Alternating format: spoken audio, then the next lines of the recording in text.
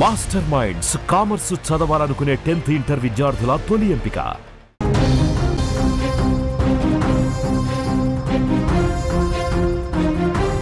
మరో breaking news చూస్తున్నాం. America ఎంట్రీతో Iran ఆగ్రహం వ్యక్తం చేస్తోంది. ఇరాన్ కోపంతో రగిలిపోతోంది. అమెరికాపై బాంబులు వేసేందుకు సిద్ధంగా ఉంది. ఇజ్రాయెల్ అమెరికా టార్గెట్ గా బాంబులు వేయడానికి ఆయుధాలను రెడీ చేస్తోంది ఇరాన్. బాలిస్టిక్ క్షిపణులు, అత్యాధునిక ఆయుధాలు మోహరింపుగా ఉంది. ట్రంప్ కు Iran supreme leader Khamenei warning ఇచ్చారు. ప్రతి దాడి తప్పదని ఆయన హెచ్చరిస్తున్నారు. ఎర్ర సముద్రం నుంచి అమెరికాకు వార్నింగ్. అగ్రరాజ్య నౌకలు, యుద్ధ నౌకలపై దాడికి హౌతీలో అడుగులు వేస్తున్నట్లుగా తెలుస్తోంది. ఇరాన్ ఇజ్రాయెల్ యుద్ధంలోకి అమెరికా ఎంట్రీతో అక్కడ ఉద్రిక్త పరిస్థితులు నెలకొన్నాయి. ట్రంప్ జోక్యం చేసుకుని నేరుగా దాడి చేయడంపై ఇరాన్ కోపంతో రగిలిపోతోంది. అమెరికాపై దాడికి ఇరాన్ సిద్ధమవుతోంది. పలు ఇజ్రాయెల్ అటు అమెరికాపై దాడి చేసే విధంగా బాలిస్టిక్ క్షిపణులు, అత్యాధునిక ఆయుధాలతో సన్నద్ధమవుతోంది. ఇప్పటికే ట్రంప్ కు Iran supreme leader Khamenei strong warning ఇచ్చారు. ప్రతి దాడి తప్పదని ఆయన హెచ్చరిస్తున్నారు. అటు ఎర్ర సముద్రం నుంచి కూడా అగ్రరాజ్యానికి ముప్పు పొంచి ఉంది. అమెరికా దాడి చేయడానికి ముందే హౌతీలు హెచ్చరించారు. ఇరాన్ పై దాడులు చేస్తున్న ఇజ్రాయెల్ తో అమెరికా జట్టు కడితే ఎర్ర సముద్రంలోని అగ్రరాజ్య నౌకలు, యుద్ధ నౌకలను లక్ష్యంగా చేసుకుంటామంటూ కూడా వార్నింగ్ ఇచ్చిన గంటల్లోనే అమెరికా దాడులు చేయడంతో ఇప్పుడు అమెరికా పైకి హౌతీలు కాలు దువ్వుతున్నారు. అగ్రరాజ్య నౌకలు, యుద్ధ నౌకలపై దాడికి ముందడుగు వేస్తున్నట్టుగా తెలుస్తోంది. అయితే తమపై ప్రతి దాడి చేస్తే మాత్రం మరింత రెచ్చిపోతామన్నట్టు ట్రంప్ చెప్తున్న పరిస్థితి కనిపిస్తుంది. దీంతో వాట్ నెక్స్ట్ అనేది ఇప్పుడు ఉత్కంఠ రేపుతుందని చెప్పుకోవచ్చు. ఇక ఇదే అంశానికి సంబంధించిన మరింత సమాచారం మా న్యూస్ ఎడిటర్ తిరుమల్ అందిస్తారు. తిరుమల్, ఇరాన్ కోపంతో రగిలిపోతున్న పరిస్థితి అయితే కనిపిస్తుంది. అమెరికాపై బాంబులు వేసేందుకు సిద్ధంగా ఉన్నట్లుగా సమాచారం. అమెరికా ఎంట్రీతో ఇరాన్ మరింత ఆగ్రహం వ్యక్తం చేస్తున్న పరిస్థితి కనిపిస్తుంది. ఏంటి జానకి, ఆల్రెడీ ఇజ్రాయెల్ పైన బాంబు దాడులు మొదలయ్యాయి. ఇజ్రాయెల్ లోని పలు ప్రాంతాన్ని టార్గెట్ చేస్తూ ఇరాన్ ఫతా లాంటి బాలిస్టిక్ మిసైల్స్ తో అటాక్ చేస్తుంది. చాలా స్పష్టంగా ఖమేనీ చెప్తున్నారు, మాకు చాలా దేశాల మద్దతు ఉంది, ఎట్టి పరిస్థితుల్లో దీనిపైన రిటాలియేషన్ తీసుకుంటాం, ప్రతీకారం తీసుకుంటామని చెప్తారు. ఒక రకంగా చెప్పాలి అంటే ఖచ్చితంగా యుద్ధం భీకర స్థాయికి చేరే అవకాశం కనిపిస్తుంది. ఖమేనీ మాటలు బట్టి చూస్తే ఖచ్చితంగా అమెరికా ఎక్కడెక్కడైతే అమెరికాకు సంబంధించిన పరిసరాలు కావచ్చు, సైనిక స్థావరాలు కావచ్చు, లేకపోతే అమెరికాలోని కీలక ప్రాంతాలు కావచ్చు, వాటిని టార్గెట్ చేసుకునే అవకాశం చాలా స్పష్టంగా ఉంది. ఇప్పటికే హౌతీస్ కూడా రెడీ అయిపోయారు. హౌతీస్ సేపటి క్రితమే కీలకమైన ప్రకటన చేశారు. హౌతీస్ ఎట్టి పరిస్థితుల్లోనూ అమెరికాని క్షమించేది లేదని చెప్తారు.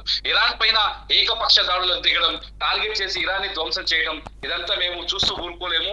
ఎక్కడైతే అమెరికాకు సంబంధించిన నౌకలు, మీకు చెప్పారు ఇంతకుముందు, ఎర్ర సముద్రం ఏరియాలో అమెరికాకు సంబంధించిన, అంటే ఇరాన్ అనేది ప్రపంచ దేశాలకు చమురు సరఫరాలో చాలా కీలకమైన దేశం. ఇరాన్ నుంచి చమురు ఉత్పత్తులు వస్తాయి. అంతేకాదు ప్రపంచ దేశాలకు చమురు తీసుకెళ్లే నౌకలన్నీ ఇరాన్ కు సంబంధించిన ఒక కీలకమైన భాగం నుంచి, ఎర్ర సముద్రంలోని ఒక కీలకమైన కెనాల్ నుంచి ఈ నౌకలన్నీ ప్రయాణిస్తాయి. ఈ నౌకల్ని టార్గెట్ చేసే అవకాశం ఉందని చాలా స్పష్టంగా చెప్తుంది. గతంలో ఇరాన్ ఇరాక్ యుద్ధంలో ఈ నౌకల పైన దాడి జరిగింది. ఇలాంటి నౌకల పైన 1980s లో 1988లో ఇరాక్ యుద్ధంలో ఆ టైంలో ఈ నౌకల పైన 80s లో, not exact to be correction, గతంలో ఇరాక్ యుద్ధంలో ఈ నౌకల పైన దాడి జరిగింది. ఇప్పుడు అదే వ్యూహాన్ని హౌతీస్ అమలు చేసే అవకాశం కనిపిస్తుంది. సిచ్యువేషన్ చూస్తుంటే చాలా సీరియస్ గా ఉంది. బాంబు దాడులు అయితే కొనసాగుతున్నాయి. ప్రస్తుతం అయితే ఇజ్రాయెల్ పైన ఇరాక్ దాడులు చేస్తుంది. ఇజ్రాయెల్ లోని చాలా ప్రాంతాలని అటాక్ చేస్తుంది. ఇజ్రాయెల్ లో టెలవీవి అట్లాగే జెరూసలేం ఏరియాలో ఇప్పటికే బాంబు దాడులు కొనసాగుతున్నాయి.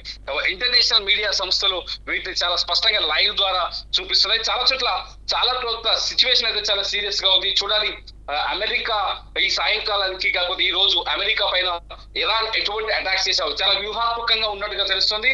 ఒకవేళ సిచ్యువేషన్ చాలా సీరియస్ గా మారితే అమెరికా మళ్ళీ ఎదురుదాడి దిగే అవకాశం కూడా ఉంది. కాబట్టి దీన్ని హ్యాండిల్ చేయడం కొంచెం కష్టంగానే కనిపిస్తుంది చెప్తారు ఎక్స్పర్ట్స్. అంటే మూడో ప్రపంచ మొదలైన పరిస్థితి మనకి కనిపిస్తుందని అనుకోవచ్చు అంటారా? ఇటు ఖమేనీ కూడా సీరియస్ గా తీసుకున్నారు.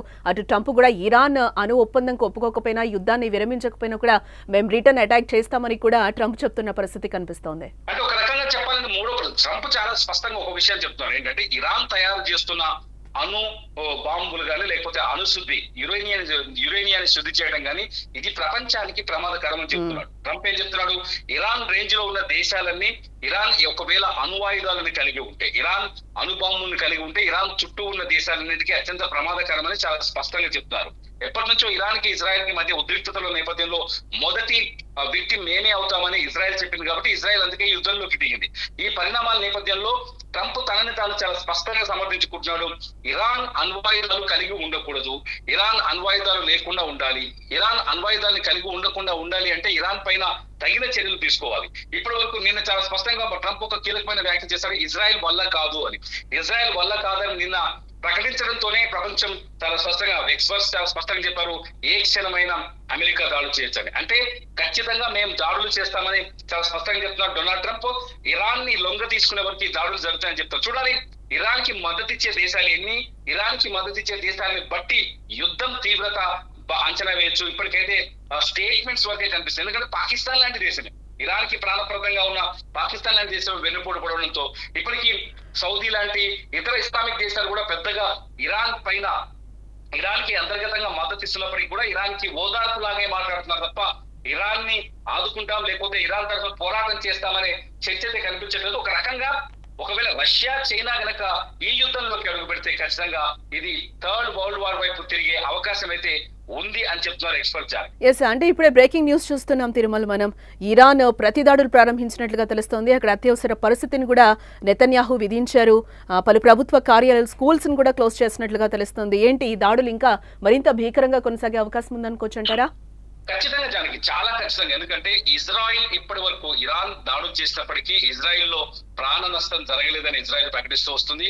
మొన్న హాస్పిటల్ పైన దాడి చేసినప్పుడు కూడా ప్రాణ నష్టం ఎటువంటిది జరగలేదు. కాకపోతే ఇరాన్ కనుక ఇప్పుడు అమెరికా కూడా ఇజ్రాయెల్ తో కలిసి యుద్ధంలోకి రావడంతో ఇరాన్ మాస్ దాడులకి అంటే మానవత్వాన్ని మర్చిపోయి, ఎటువంటి మానవిత్వ కోణాలని మర్చిపోయి దారుణంగా దాడులకు పాల్పడే అవకాశం కనిపిస్తుంది.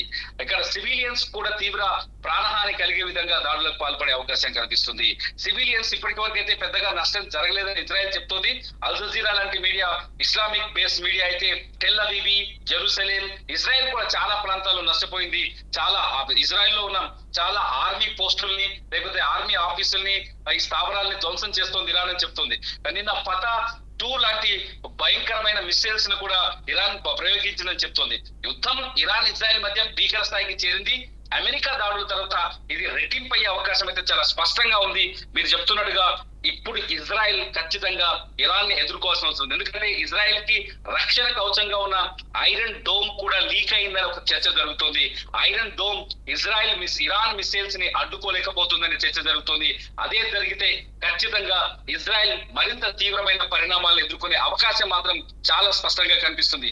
ఇప్పటికే ఇజ్రాయెల్ లో ఉన్న ఇతర దేశస్తుల్ని, బ్రిటన్ కావచ్చు, అమెరికా కావచ్చు, లేకపోతే భారత్ కావచ్చు, ఇతర విదేశీయుల్ని వాళ్ళ దేశాలకు తరలిస్తున్నారు. సిచ్యువేషన్ ఖచ్చితంగా బ్యాడ్ సిచ్యువేషన్ కనిపిస్తుంది. చాలా దారుణమైన పరిస్థితి అయితే కనిపిస్తుంది జనకి. ఎస్, అంటే ఇప్పుడు మనం బ్రేకింగ్ కూడా చూస్తున్నాం తిరుమల. అంటే ఇరాన్ ప్రతిదాడులు ప్రారంభించే నేపథ్యంలో ఇజ్రాయెల్ ప్రజలందరూ కూడా అక్కడి నుంచి పారిపోతున్న పరిస్థితి కనిపిస్తుంది. ఇరాన్ అటాక్స్ అయితే మొదలుపెట్టింది. ఇటు అమెరికా మీద కూడా ప్రతీకారం తీర్చుకుంటామని చెప్పి ఇటు ఖమేనీ చెప్తున్న పరిస్థితి కనిపిస్తుంది. ఇప్పటికి ఉన్నట్టుండి ఏమైనా జరగచ్చని అనుకోవచ్చు అంటారా? ఊహించలేనిది ఏమైనా జరగబోతుంది అనుకోవచ్చు అంటారా? ఖచ్చితంగా జరుగుతుంది, అది కనిపిస్తుంది కదా మనకి. ఇప్పుడు మీరు చెప్తున్న ప్రకారం చూస్తే, మీకు అందుతున్న బ్రేకింగ్ న్యూస్ ప్రకారం చూస్తే దాడులు మొదలైనవి చెప్పొచ్చుగా. ఈ దాడులు ఎడతెరిపి లేకుండా కొనసాగొచ్చు. వీటిని ఎదుర్కోవడానికి ఇజ్రాయెల్ కూడా అటాక్ చేయొచ్చు. ఈ సమయంలో మళ్ళీ అమెరికా కూడా ఇజ్రాయెల్ తరఫున పోరాటంలోకి దిగొచ్చు. ఇప్పటికైతే ఇరాన్ కి అంతర్గతంగా సపోర్ట్ చేసిన దేశాలు ఉన్నాయి కాబట్టి ఇరాన్ ఖచ్చితంగా మాస్ అటాక్ చేసే అవకాశం అయితే కనిపిస్తుంది జనకి. ఎస్, అంటే ఈ సపోర్ట్ చేస్తున్న దేశాలు కూడా ఏవైతే ఇరాన్ కి రష్యా కూడా సపోర్ట్ చేస్తున్న పరిస్థితి కనిపిస్తుంది. ఈ నేపథ్యంలో రష్యా కూడా ఇటు ఏమన్నా మాట్లాడే అవకాశాలు ఉన్నాయా? అటు ఆల్రెడీ కూడా ట్రంప్ పాకిస్తాన్ ని ఒప్పించిన సందర్భం కనిపిస్తుంది. పాకిస్తాన్ ఒప్పుకున్న తర్వాత వెంటనే దాడులు చేయడం కూడా ప్రారంభించింది అమెరికా. ఒక విషయాన్ని ఇక్కడ గుర్తుపెట్టుకోవాలి. ఒకటి ఏంటంటే, అమెరికా ఎప్పుడైతే ఇరాన్ పైన దాడులు చేయాలనుకుందో దానికి అనుకూలంగా పరిస్థితులన్నింటినీ మార్చుకుంది, చాలా స్పష్టంగా మార్చుకుంది. పాకిస్తాన్ ఇరాన్ కి మద్దతు ఇస్తుందనే విషయం ముందుగానే తెలుసు అమెరికా కాబట్టి పాకిస్తాన్ ఆర్మీ చీఫ్ ని పిలిపించుకొని లంచ్ పార్టీలో కొన్ని ఒప్పందాలు తీసుకుంది.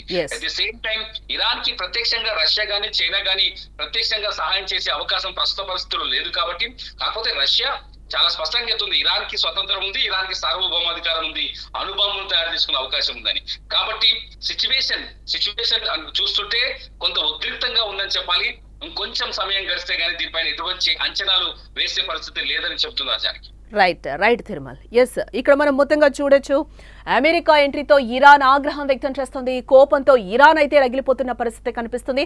అమెరికాపై బాంబులు వేసేందుకు కూడా సిద్ధంగా ఉన్నామని చెప్పి ఖమేనీ చెప్తున్న పరిస్థితి కనిపిస్తుంది. ఇజ్రాయెల్ అమెరికా టార్గెట్ గా ఆయుధాలను ఇరాన్ రెడీ చేస్తున్నట్లుగా తెలుస్తుంది. ఈ నేపథ్యంలోనే ఇజ్రాయెల్ మీద కూడా ఆల్రెడీ దాడులు ప్రారంభించినట్లుగా అయితే మనకి బ్రేకింగ్ న్యూస్ లో సమాచారం అందుతోంది. అత్యాధునిక ఆయుధాలని కూడా అక్కడ మోహరింపు. ట్రంప్ కు Iran supreme leader Khamenei mass warning ఇచ్చారు. ప్రతి దాడి తప్పదని కూడా ఆయన క్లియర్ గా హెచ్చరిస్తున్న పరిస్థితి కనిపిస్తుంది. ఎర్ర సముద్రం నుంచి అమెరికాకు వార్నింగ్ వచ్చింది. అగ్రరాజ్య నౌకలు అలాగే యుద్ధ నౌకలపై కూడా దాడికి హౌతీలు అడుగులు వేస్తున్నట్లుగా మనకైతే బ్రేకింగ్ న్యూస్ లో సమాచారం అందుతోంది. ఇరాన్ ఇజ్రాయెల్ యుద్ధంలోకి అమెరికా ఎంట్రీతో అక్కడ ఉద్రిక్త పరిస్థితులు నెలకొన్నాయి. ట్రంప్ జోక్యం చేసుకుని నేరుగా దాడి చేయడంపై ఇరాన్ కోపంతో రగిలిపోతోంది. అమెరికాపై దాడికి ఇరాన్ పూర్తిగా సిద్ధమవుతోంది. ఇటు ఇజ్రాయెల్ అటు అమెరికాపై దాడి చేసే విధంగా బాలిస్టిక్ క్షిపణులు అత్యాధునిక ఆయుధాలతో సన్నద్ధమవుతోంది.